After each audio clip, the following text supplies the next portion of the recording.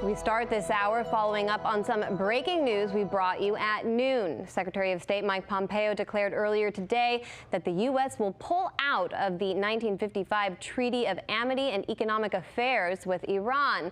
Despite tensions between the two countries today, this decades-old treaty, in act until now, affirmed friendship between the two countries and stipulates Iran and the U.S. treat each other fairly.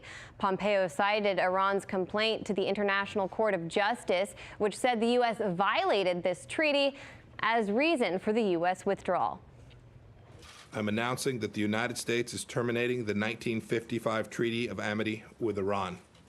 This is a decision, frankly, that is 39 years overdue. In July, Iran brought a meritless case in the International Court of Justice alleging violations of the Treaty of Amity. Iran seeks to challenge the United States' decision to cease participation in the Iran nuclear deal and to reimpose the sanctions that were lifted as a part of that deal. Pompeo's announcement came in response to a major ruling handed down today by the International Court of Justice. On Wednesday, the ICJ ordered the United States lift sanctions against Iran, specifically those targeting humanitarian goods and civil aviation. Iran filed a complaint with the ICJ in July saying U.S. sanctions violate that 1955 treaty, now destroyed by Washington.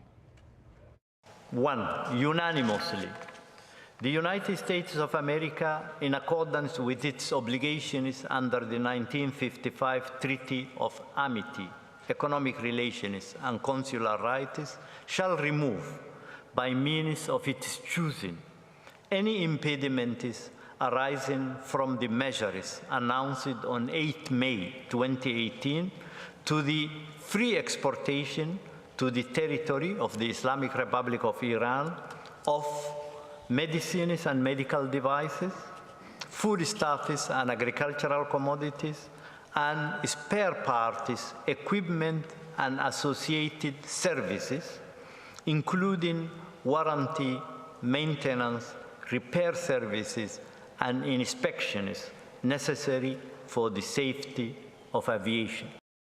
Since the U.S. unilaterally withdrew from the Iran deal in May, European companies like Peugeot, Total, Volkswagen, and Siemens have been forced to cease operations in Iran against their will. In September, the EU announced the creation of a new payment system which will allow European companies to transfer funds and continue business with Iran. Tehran welcomed this week's ICJ ruling, with Iranian Foreign Minister Javad Zarif saying on Twitter, quote, "Another failure for sanctions-addicted U.S. government and victory for rule of law.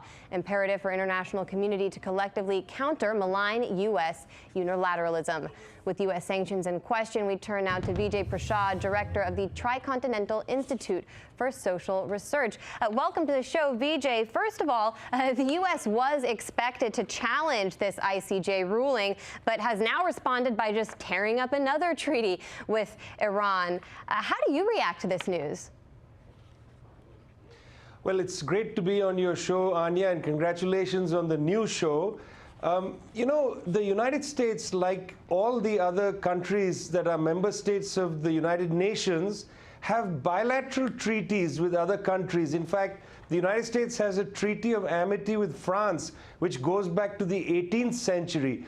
These are normal things that countries, sign with each other. So it's quite extraordinary to see the United States walk away from the 1955 Treaty of Amity. It appears merely because the International Court of Justice ruled on behalf of Iran, saying that not only do important things, such as pharmaceuticals, airline parts, and so on, should continue to be traded with Iran, but also that the basis for the American withdrawal from the nuclear deal is largely a fallacy. And I think that's the real question here. Not so much the tearing up of the Treaty of Amity, but the, strange withdrawal by the United States earlier this summer from the 2015 nuclear deal.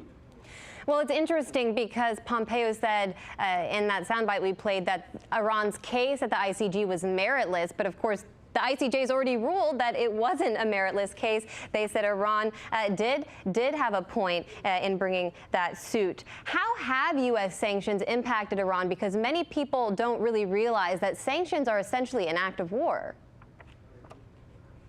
Sanctions are indeed an act of war. It should be said that the United States and the United Nations had sanctions against Iran for almost a decade before the very important nuclear deal, which was ratified by the UN Security Council. You know, this is not a bilateral deal made between the United States government and the Iranian government. This was a deal made with the 5 permanent members of the Security Council, made with the European Union, and then ratified by the full UN Security Council. It's a very important deal conducted in 2015.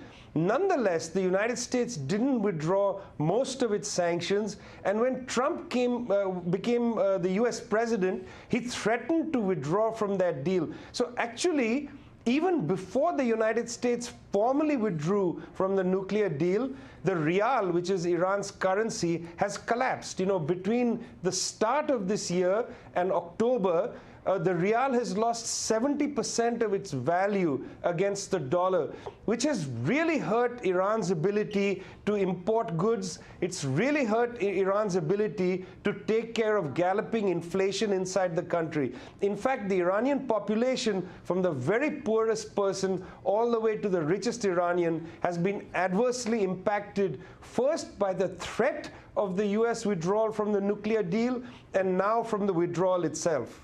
The situation you've just described is not unique to Iran. This is also something Venezuela is experiencing under U.S. sanctions, inflation rates, a weakening of its currency. Russian President Vladimir Putin has charged the United States with using the dollar as a weapon. So has former Iranian President Mahmoud Ahmadinejad. If that's true, then what can countries do to resist this war?